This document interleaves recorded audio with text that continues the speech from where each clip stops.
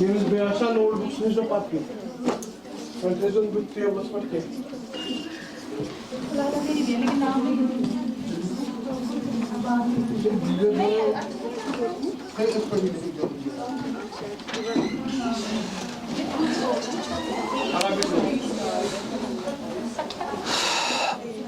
Bismillahirrahmanirrahim. As-salatu was-salamu ala nabiyyina Muhammad wa ala alihi wa sahbihi ajma'in wa ba'd.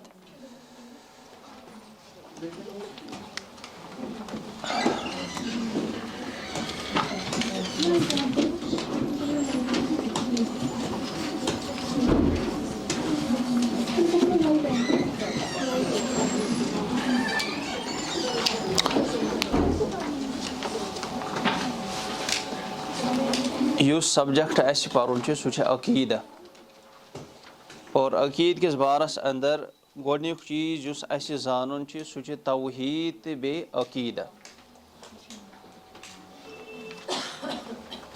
ییٚتنَس وٕچھو أسۍ گۄڈنیُک لفظ یُس زن چھُ سُہ چھُ التوحیٖد. توحیٖد کتھ چھِ ونان؟ توحیٖد یُس زن چھُ یہِ چھُ عربی زبٲنۍ ہُنٛد لفظ.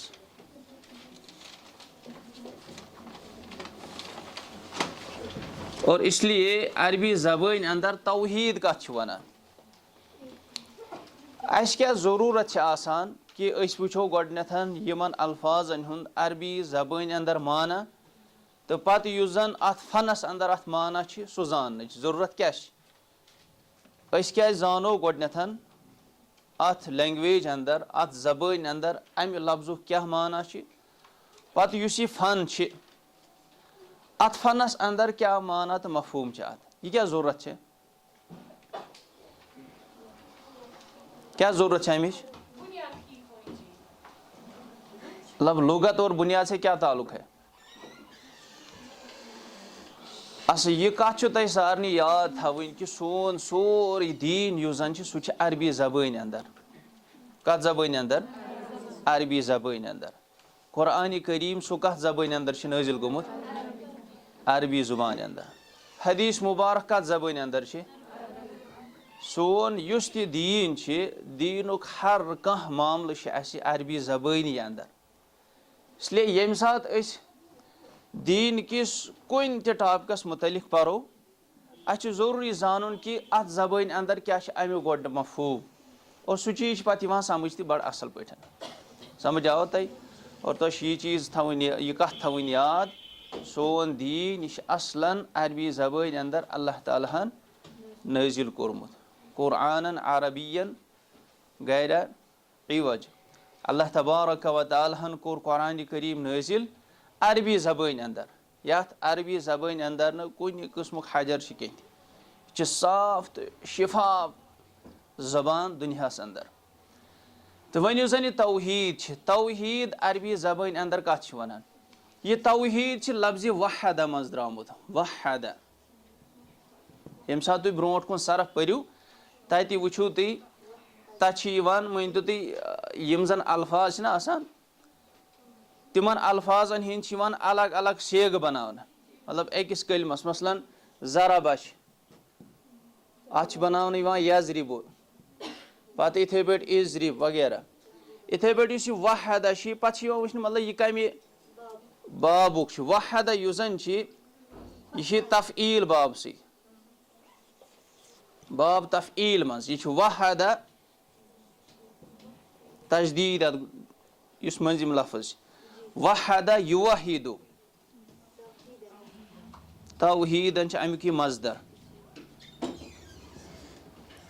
گوٚو یُس یہِ توحیٖد چھِ لفظ یہِ چھِ کتھ وزنس پٮ۪ٹھ؟ یہِ چھِ تفعیٖل کِس وزنس پٮ۪ٹھ. توحیٖد چھِ تفعیٖل کِس وزنس پٮ۪ٹھ. اور ییٚمہِ ساتہٕ امیُک گۄڈنیُک سیگ أسۍ وٕچھو یہِ چھِ فعلہ. فعلہ یفعلُ تفعیٖلن عین کلمس چھِ تجدیٖد.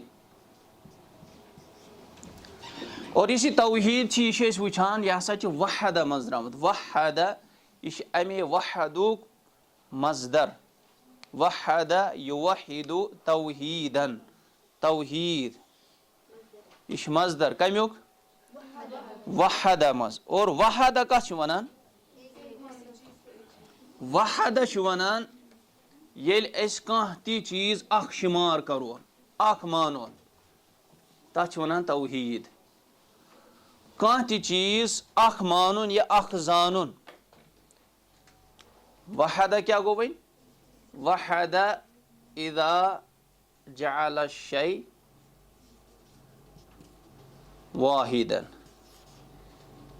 ییٚلہِ أسۍ کانٛہہ چیٖز اکھ بناوون ییٚلہِ أسۍ کانٛہہ چیٖز کُن مانون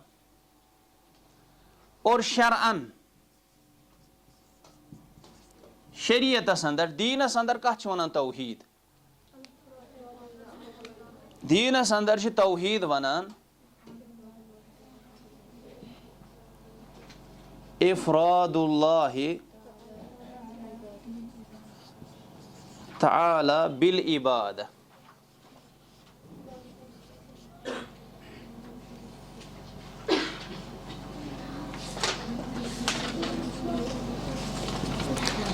افراد اللہ تعالی بالعبادۃ افراد اللہ تعالیٰ اکھ مانن افراد فرد مز افراد یفرد افرادن افراد اللہ کو ایک ماننا اللہ تعالیٰ اکھ مانن بالعبادہ عبادت کے ذریعے عبادت کے ذریعے سے عبادت میں اللہ کو ایک ماننا توحید کہلاتا ہے تو دویمین لفظن اندر ونو اس ہر کُنہِ قسمٕچ عبادت صرف اللہ تعالیٰ سٕے یوت خٲطرٕ انجام دِنۍ تٔتھۍ چھِ ونان توحید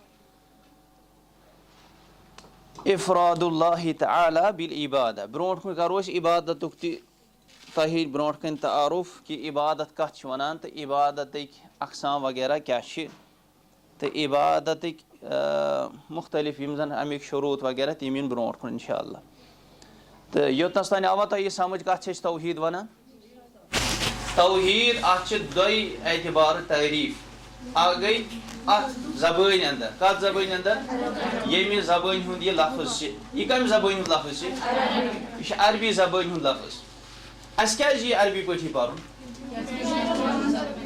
کیازِ کہِ سون دیٖن چھِ اللہ تعالیٰ ہن نٲزِل کوٚرمُت کتھ زبٲنۍ اندر عربی زبٲنۍ اندرٕے تہٕ دوٚیِم چھِ شریعت یعنی دیٖنس اندر کیاہ مفہوٗم چھِ اتھ لفظس شریعتس اندر کیاہ مفہوٗم چھِ اتھ لفظس کتھ لفظس توحیدس اسہِ پوٚر توحید یُس زن چھِ یہِ چھِ مصدر یہِ چھِ اسمِ مصدر کیاہ چھِ مصدر کمیُک چھِ یہِ اسمِ مصدر وحد لفظ وحد واو ہا دال وحد ہا چھِ تجدیٖد وحد ییٚمیُک چھِ یہِ مصدر وحدہ اور وحدہ کتھ چھِ أسۍ ونان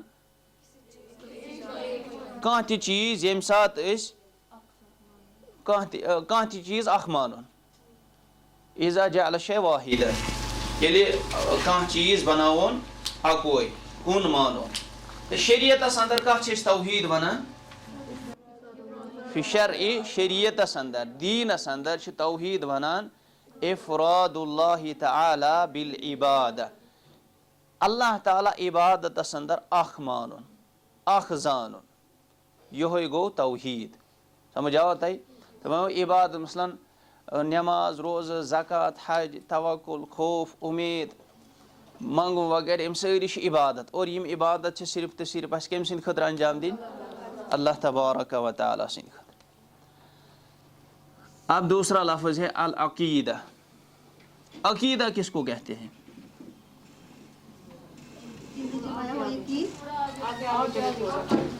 العقیدہ عقیدہ لفظ جو ہے اس کا فی اللغت لغت میں یعنی عربی زبان میں اس کا معنی کیا ہے یہ عقیدہ لفظ جو ہے یہ ماخوذ ہے، ماخوذۃ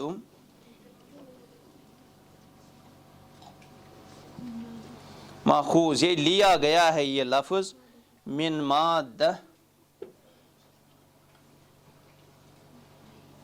عقد، عقد سے، العقد، عقیدہ لفظ جو ہے یہ عقدہ سے لیا گیا ہے، عقد، عین قاف اور دال، عقد۔ اور عقدہ جو ہے، عقدہ کہتے ہیں بند کرنا، مضبوط کرنا، بہان دینا۔ اور اسی میں سے لفظ ہے عقد الحبل، رسی بنانا، رسی جو باندھتے ہیں نا، ہاں، عقد الحبل کہتے ہیں کہ رسی جو ہوتی ہے نا، مطلب ایک اس کے دو طرف ہوتے ہیں، جب ہم اس کو بڑھتے ہیں ییلے رز والان چھ تتھ کیا چھ سہ چھ اکس بیکس سہ مضبوط اس کران، شد بعضه ببعض، اخ بیکس سۭتۍ گنڈن، اخ رز بیکس رز سۭتۍ گنڈن، اتھ چھِ ونان عقد۔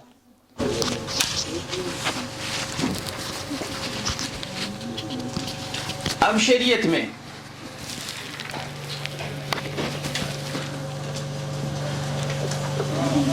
فی الشرع، شریعت میں ہم عقیدہ کس کو کہتے ہیں؟ عربی زبان میں عقیدہ کہتے ہیں باندھنے کو۔ اب آگے آئیے تھوڑا تھوڑا، کچھ اور بھی بچیا، چلیے آگے تھوڑا۔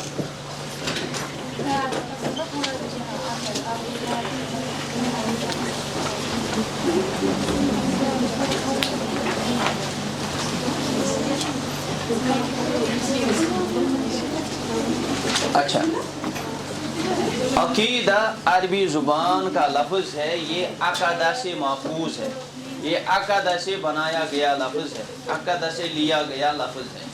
اور عقد ہم کس کو کہتے ہیں؟ باندھنے کو، مضبوط کرنے کو، ٹھیک ہے؟ تو یہاں عقیدہ سے اب کیا مراد ہو سکتا ہے لغتاً؟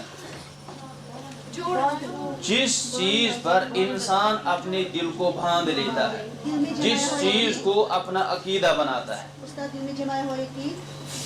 یقین، دین، جس چیز کو دین بنائے، جس چیز پر اپنے دل کو باندھ دے، ٹھیک ہے؟ اب شریعت میں ہم عقیدہ کس کو کہتے ہیں؟ کہ شریعت میں دین میں عقیدہ سے کیا مراد ہے؟ وہ ہے الایمان باللہ،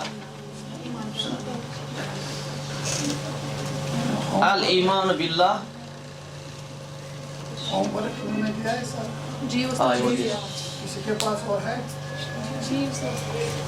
ورک کاپی صاحب نے دی ہے،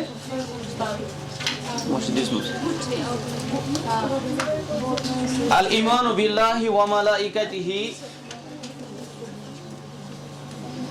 وکتبہ ورسولہ والیوم الآخر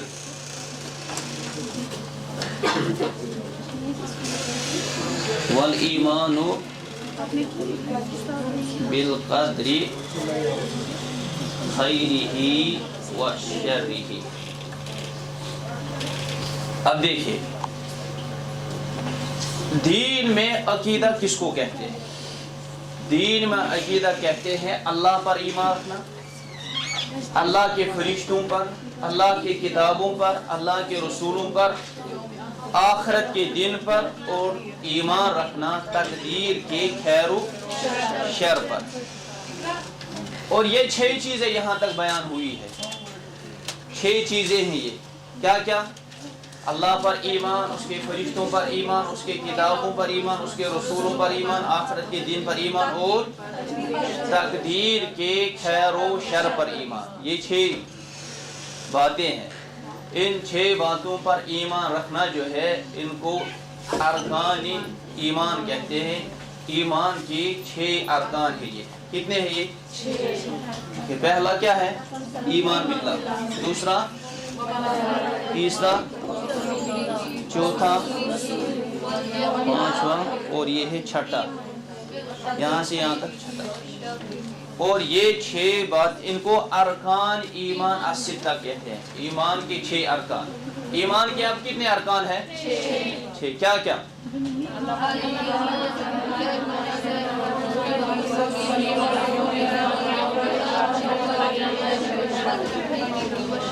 ईमान बिल्लाह, अल्लाह पर ईमान, अल्लाह के फरिश्तों पर ईमान, अल्लाह के किताबों पर, अल्लाह के रसूलों पर, आखिरत के दिन पर और तकदीर के खैर व शर पर ईमान। ये 6 बातें हैं। और इसके अलावा क्या है? जो कुछ एतिकादी उमूर इनके साथ ताल्लुक़ रखते हैं, यानी ईमान बिल्लाह, अल्लाह पर ईमान रखना। अब इसके साथ क्या और चीज़ शामिल है?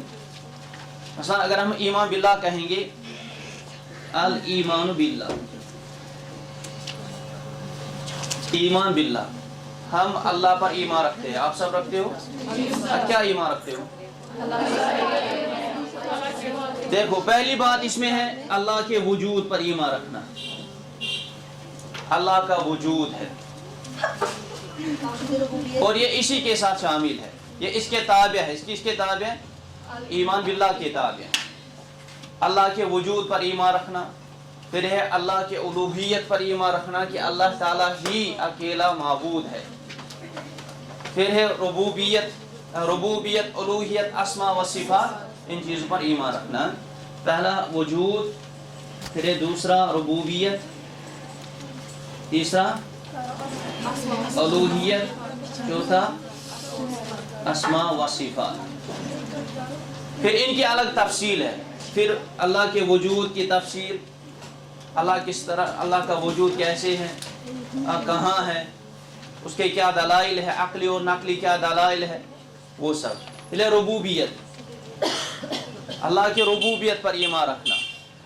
अल्लाह के रुबूबियत पर ईमान रखने से क्या मुराद है?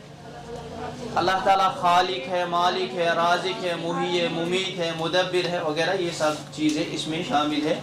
ये हम आगे पढ़ेंगे इंशाल्लाह। फिर उलूहियत, अल्लाह को माबूद बरहक मानना, अल्लाह ताला ही माबूद बरहक है। फिर अल्लाह की अस्मा सिफात, उसकी भी बड़ी तफसील है। अल्लाह की अस्मा सिफात, अल्लाह ताला ने अपने लिए कुरान में नाम बयान किए हैं, या अल्लाह के रसूल सल्लल्लाहु अलैहि वसल्लम ने अल्लाह के लिए अपने अहादीस में नाम बयान किए हैं। उन पर ईमान रखना और उन तमाम सिफात पर ईमान रखना जो सिफात अल्लाह ताला ने अपने लिए खुद बयान किए हैं या अल्लाह के रसूल ने उनके लिए बयान किए हैं। उन तमाम अस्मा सिफात पर ईमान रखना बगैर तहरीफ के, तातील के, तकयीफ के, तमसील के। किस किस के? तातील, तातील कहते इनकार, किसी सिफत और किसी नाम का इनकार किए बगैर ईमान रखना। तहरीफ, तब्दीली, किसी नाम और सिफत में किसी किस्म की तब्दीली जायज़ बगैर तकीफ। जो नाम जिस तरह कुरान में आया है, जिस तरह हदीस में आया है, जो सिफत कुरान में आई, हदीस में आई है, उसको उसी तरह मानना है, चाहे वो हमें समझ आए ना आए। उसकी कैफियत बयान नहीं करनी है। ठीक है, मसला अल्लाह ताला का चेहरा है, हमें ईमान रखना है कि अल्लाह का चेहरा है, लेकिन इसकी कैफियत नहीं बयान करनी है कि कैसा है। अल्लाह ताला का हाथ है, अल्लाह का हाथ है, ये तो हदीस से साबित है, इस पर हमें ईमान रखना है, लेकिन कैफियत बयान नहीं करनी है कि कैसा है। अल्लाह ताला अर्श पर मुस्तवी है, अल्लाह ताला ने आसमान ज़मीन को पैदा किया और फिर मुस्तवी हुए अर्श पर, कैसे? वल्लाहु आलम। हम कहेंगे इस्तिवा जो है ये मालूम है, इस्तिवा पर हमें ईमान रखना है, लेकिन इसकी कैफियत हम बयान नहीं कर सकते। और इसी तरह चौथी चीज़ है वो है तमसील। तमसील कहते हैं मिसाल देना। हम अल्लाह ताला के किसी नाम और सिफत की मिसाल मखलूक के साथ नहीं दे सकते। ये मसला हम ये नहीं कह सकते अल्लाह का हाथ नौज़ बिल्लाह इंसान के हाथ की तरह है, और न ही जहन में ये रखना है कि अल्लाह का हाथ ऐसा होगा, न कैफियत और न ही तमसील। अल्लाह की ज़ात अजीम है, अल्लाह ताला को अभी तक किसी ने देखा नहीं। ला तुदरिकुल अब्सार انسان کی آنکھیں اللہ کا ادراک نہیں کر سکتی ہے. اللہ تعالیٰ کیسا ہے؟ ہم کہیں گے سب سے بڑا، سب سے اعلیٰ ہے. اور اللہ تعالیٰ اتنا عظیم ہے، اتنا بلند و بالا ہے، اتنا بڑا ہے کہ ہم اس کا مطلب وہ اندازہ ہی نہیں کر سکتے. اللہ تعالیٰ کی جو کرسی ہے اللہ کی کرسی کتنی بڑی ہے؟ بڑی ہے نا. اس کے متعلق آیا ہے وسع کرسی السماوات. آیت الکرسی کس کو یاد ہے؟ سب کو یاد نہیں ہے نا. آیت الکرسی میں آیا ہے اللہ کی آیت الکرسی، اس میں اللہ کی کرسی کا بیان ہے. اس آیت میں اس میں آیا ہے وسع کرسیہ السماوات. اللہ کی کرسی کتنی بڑی ہے؟ تمام آسمان جو ہے، کتنے آسمان ہیں؟ زمین کتنے ہیں؟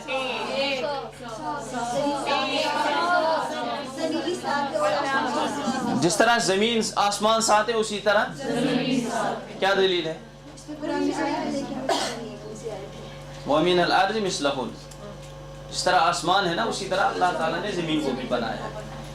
یہ جتنے بھی آسمان اور یہ زمینیں ہیں، آسمان اور زمین جو ہے ان سب سے بڑھ کر، یعنی ان سب کو ملا کر، تمام آسمانوں کو ملا کر، زمین کو ملا کر، اب دیکھیں کرسی کتنی ہے؟ ان سب سے بڑی ہے. اور ایک آسمان سے دوسرے آسمان تک کتنی مسافت ہے؟ کتنا دور ہے ایک آسمان دوسرے آسمان سے؟ 500 سال لگیں گے وہاں تک چڑھنے. 500 سال مطلب تیز رفتار جو ہوگا، مطلب سواری جو ہوگی اس میں. اب دیکھو یہ کرسی اتنی بڑی ہے کہ تمام آسمان اور تمام زمین جو ہے وہ اس کرسی کا مقابلہ نہیں کر سکتی. اب اس کرسی کے مقابلے میں اللہ کا عرش کتنا بڑا ہے؟ اتنا بڑا ہے کہ آیا ہے کہ اگر کوئی دائرہ میدان میں ہوگا، کسی چٹیل ایک عام ہموار میدان میں کسی دائرے کو، دائرہ سمجھتے ہیں نا، کہاں کور کہاں رنگ یہ تراو کنی میدانس اندر. یہ میدان کوتاہ بوڑ چھ امی رنگ کھت، رنگ چھنا بوڑی پہنا میدان کھت سوئی ہوئے شاید آپ. میدان بڑا ہے، یہ ٹیبل بڑا ہے، یہ کلم بڑا ہے. کتنا بڑا ہے؟ اب اللہ مطلب وہ اللہ کا عرش جو ہے کرسی کے مقابلے میں اتنا بڑا ہے کہ اگر دائرہ، اگر ایک حلقہ جو ہے اس کو ہم میدان میں ڈال دیں گے، اب اس دائرے کے مقابلے میں یہ زمین، یہ میدان جو ہے کتنا بڑا ہے؟ یہ مقابلہ نہیں ہے، اس کا کوئی مقابلہ نہیں ہے. تو مطلب یہ غائب ہو جاتا ہے اس میدان میں، پتہ ہی نہیں چلتا ہے. اب کرسی اتنی بڑی ہونے کے باوجود جو ہے عرش کے، اللہ کے عرش کے مقابلے میں اتنا سا دائرہ ہے. اب جس عرش پر خود اللہ سبحانہ و تعالی مستوی ہے وہ عرش کتنا بڑا ہوگا؟ پھر اس سے پتہ چلے گا کہ اللہ تعالیٰ کتنا بڑا ہوگا. اس لیے ہم ہر نماز میں پڑھتے ہیں اللہ، ہر اذان، ہر جو ہے نماز کی رکعت، مطلب ہر نماز میں کتنی دفعہ ہم دہراتے ہیں اللہ اکبر اللہ اکبر. اللہ تو سب سے بڑا ہے. تو یہ ہم زبان سے ادا کرتے ہیں، اس پر کبھی غور بھی کرنا ہے کہ اللہ تعالیٰ کتنا بڑا ہے. تو بہرحال اللہ تعالیٰ کا ہاتھ کیسا ہے، چہرہ کیسا ہے، ہم نہ تو اس کی تمثیل کرتے ہیں، نہ تکیف کیفیت بیان کرتے ہیں، نہ ہی ہم انکار کریں گے، نہ ہی کچھ تبدیلی کریں گے. کیونکہ بہت سارے لوگوں نے کچھ اسماء صفات کی تبدیلی کی ہے، کہتے ہیں نہیں اس سے مراد یہ ہے. نہیں، قرآن میں جو لفظ جس طرح آیا ہے وہ ہم اسی طرح مانیں گے. یہاں تک آپ کو سمجھ میں آ گیا؟ شریعت میں، دین میں ہم عقیدہ کس کو کہتے ہیں؟ ایمان کے 6 ارکان اور ان کے تابع جتنے بھی اعتقادی امور ہیں ان سب پر ایمان رکھنا عقیدہ کہلاتا ہے. بات سمجھ میں آ گئی؟ آگے چلے ہم. اچھا، یہ عقیدہ جو ہے، اس عقیدے کی کیا ضرورت ہے؟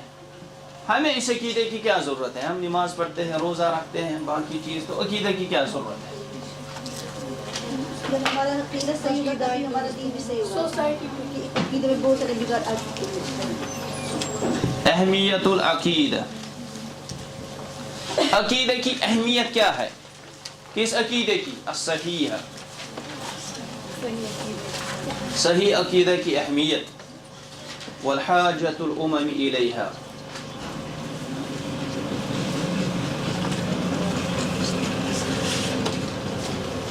اب لوگوں کو اس کی کیا ضرورت ہے، امتوں کو اس کی کیا ضرورت ہے؟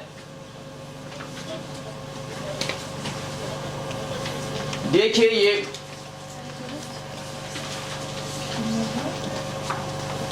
اہمیت العقیدت الصحیحہ، صحیح عقیدہ کی اہمیت جو ہے، اس کی بڑی اہمیت ہے ایک انسان کی زندگی میں، فرد ایک انفرادی زندگی میں بھی اور عام سوسائٹی میں بھی اس کی بڑی اہمیت ہے۔ عقیدہ توحید جو ہے، عقیدہ توحید، صحیح عقیدہ توحید، اسی عقیدہ توحید کی وجہ سے محمد رسول اللہ صلی اللہ علیہ وسلم مکہ میں 13 سال ٹھہرے لوگوں کو اسی کی طرف دعوت دینے کے لیے۔ رسول اللہ صلی اللہ علیہ وسلم نے، ان کی پوری زندگی کتنی تھی؟ 63، ٹھیک ہے، 63۔